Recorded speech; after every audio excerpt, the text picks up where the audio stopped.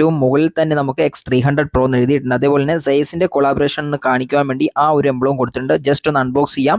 ആദ്യം തന്നെ mobile phone ആണ് കാണുന്നത്. കവറിൽ നമുക്ക് മൊബൈൽ ഫോൺ കാണാൻ സാധിക്കുന്നുണ്ട്. മൊബൈൽ നമുക്ക് എടുക്കാം, ജസ്റ്റ് ഒന്ന് അങ്ങോട്ട് മാറ്റി വയ്ക്കാം. അതിനുശേഷം വരുന്ന ആ ഒരു കവറിൽ നമുക്ക് സീരിയൽ നമ്പർ കാര്യങ്ങളൊക്കെ കൊടുത്തിട്ടുണ്ട്, അത് മാറ്റി വയ്ക്കാം. ആദ്യം തന്നെ സിം ഇജക്ടർ ടൂളും അതിനോടൊപ്പം തന്നെ ഒരു ബോക്സുമാണ് കാണുന്നത്. ബോക്സിനുള്ളിൽ എന്തൊക്കെയാണെന്ന് ആദ്യം തന്നെ നോക്കാം.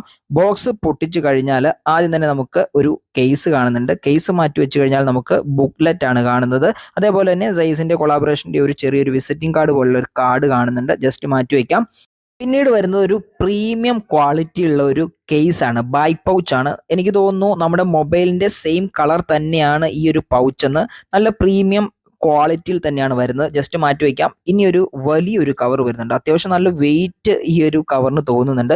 എടുത്തു കഴിഞ്ഞാൽ ആദ്യം തന്നെ നമുക്ക് അതിൽ കാണാൻ പറ്റുന്നത് ചാർജറാണ്. ചാർജർ ഇതിനോടൊപ്പം തന്നെ നമുക്ക് കിട്ടുന്നുണ്ട്.